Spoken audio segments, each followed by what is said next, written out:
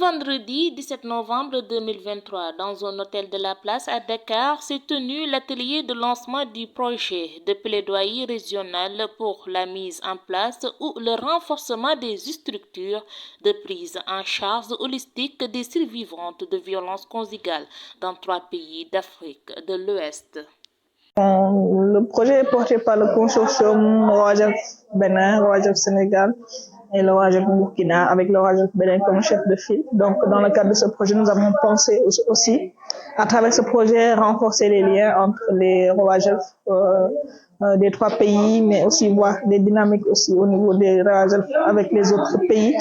Donc, l'idée, c'est vraiment de créer une synergie aussi entre Roajef et de raffermir les liens que nous avons. L'atelier d'échange a réuni plusieurs acteurs différents, notamment des organisations de la société civile intervenant dans le domaine.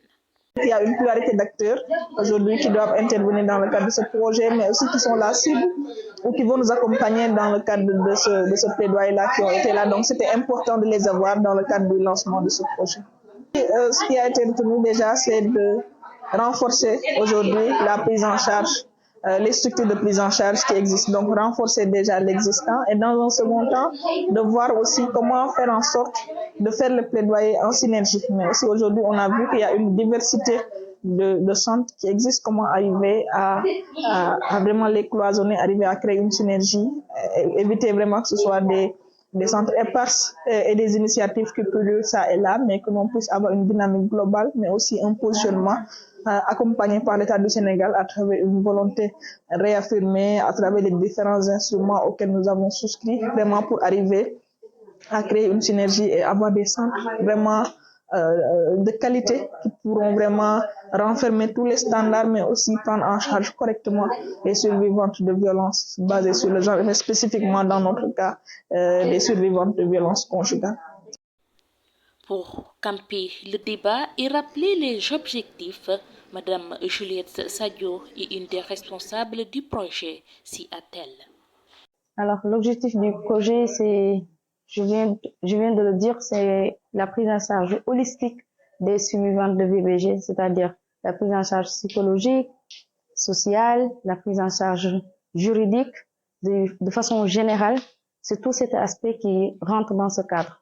Alors, pour cet lancement, je pense que ça a été une belle réussite et aussi c'était un grand sphère d'échange où tout un chacun a vraiment donné son point de vue et qu'avec les OEC qui étaient présents, avec la présence de la directrice, mais également avec les partenaires qui étaient là dans la salle. Donc, ça a été une synergie d'action, vraiment une séance d'échange qui a été à la hauteur.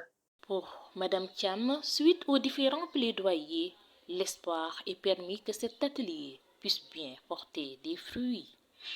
Bon, c'est un bon projet et qui permettra certainement, si le plaidoyer est fait, de renforcer les structures de prise en charge existantes pour la prise en charge de ces violences, de ces femmes victimes de violences basées sur le genre. Parce que si le plaidoyer est fait, les gens sauront ce qui se passe sur le terrain et c'est dont on a besoin pour pouvoir y remédier. Donc, renforcer ces structures-là et aller vers la création d'autres structures pour une meilleure prise en charge, c'est-à-dire pour l'effectivité de la prise en charge de ces femmes et de ces filles victimes de violences basées sur le genre, particulièrement violences conjugales.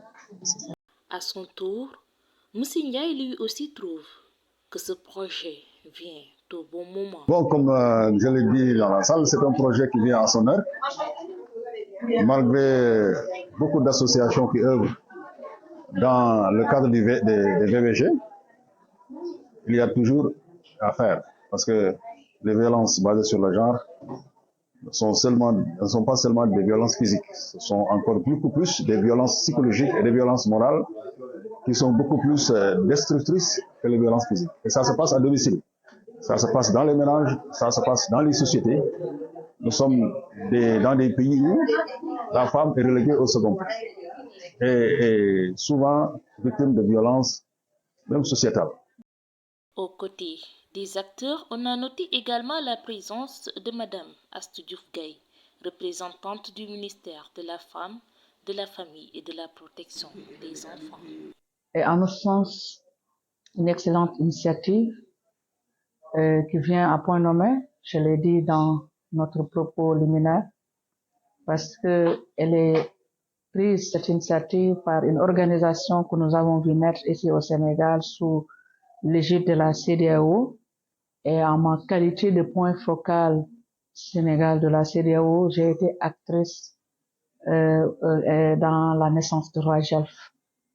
Et je suis très fière de constater qu'aujourd'hui, l'antenne Sénégal de Roi Jelf puisse faire partie de ces organisations initiatrices, mais que son rayonnement national aujourd'hui a touché du doigt une problématique qui est au centre des préoccupations de l'État.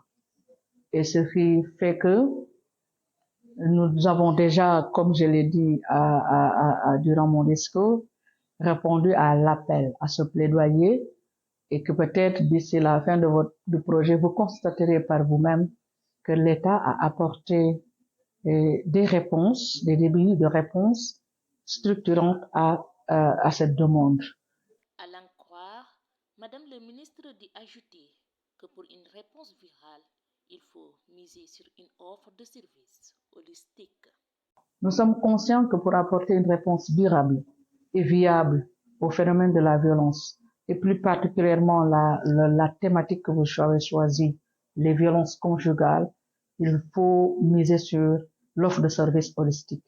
Et c'est pour cela que le Sénégal est en train de finaliser son chantier de construction d'un centre national à guichet unique, qui sera ici à Dakar, et précisément à Liberté 6, à côté du SAMU municipal. D'autres démembrements sont déjà créés au niveau de Kaolack et Kaffrine, dont l'inauguration le long de ces centres est prévue le 25 novembre prochain durant la campagne de séjour d'activisme contre les violences faites aux femmes et aux filles. Un projet où plusieurs résultats sont attendus d'après la responsable. Alors, l'attente majeure, c'est tout d'abord d'atteindre l'objectif, qui est de faire un plaidoyer concernant l'élargissement des centres de prise en charge holistique des survivantes de VBG. Donc, je pense que c'est notre premier objectif que nous souhaitons atteindre. L'autre attente que nous avons, c'est que dans la prise en charge, que ça ne se limite pas également sur les violences conjugales, mais que ça rentre dans un cadre général de tout type de violence dont les femmes et les filles font face. Ces résultats sont aussi attendus au niveau international, rappelle la présidente. L'attente dans le cadre de ce projet, c'est vraiment aussi bien au niveau régional que national. Au niveau national, que l'on puisse multiplier les centres de prise en charge holistique des violences, mais aussi que l'on puisse renforcer les centres qui existent, mais également que l'on puisse institutionnaliser le dispositif qui existe avec un accompagnement clair des différents acteurs, que ce soit les acteurs étatiques ou non étatiques, et que tous les acteurs qui gravitent autour de la chaîne de prise en charge puissent vraiment travailler en synergie, et que vraiment que l'on puisse avoir également la disponibilité de données de qualité par rapport à cela, et qu'il y ait vraiment un focus. On a vu que dans la prise en charge des mineurs, il y a beaucoup d'efforts qui ont été faits avec l'AMO, mais il subsiste en tout cas beaucoup de défis, surtout par rapport à la prise en charge, et c'est ressorti des discussions spécifiques des femmes, donc des majeurs, donc par rapport à leur prise en charge quand elles sont victimes de violences. Donc il faudrait vraiment arriver à ce que cette chaîne de prise en charge puisse être effective, que vraiment les survivantes puissent avoir l'accompagnement qu'il faut et pouvoir avoir la réinsertion sociale après une prise en charge correcte et holistique. En réalité, la prise en charge holistique des victimes désigne une approche globale et intégrée pour aider les victimes à surmonter les conséquences physiques, émotionnelles, psychologiques et sociales d'un traumatisme.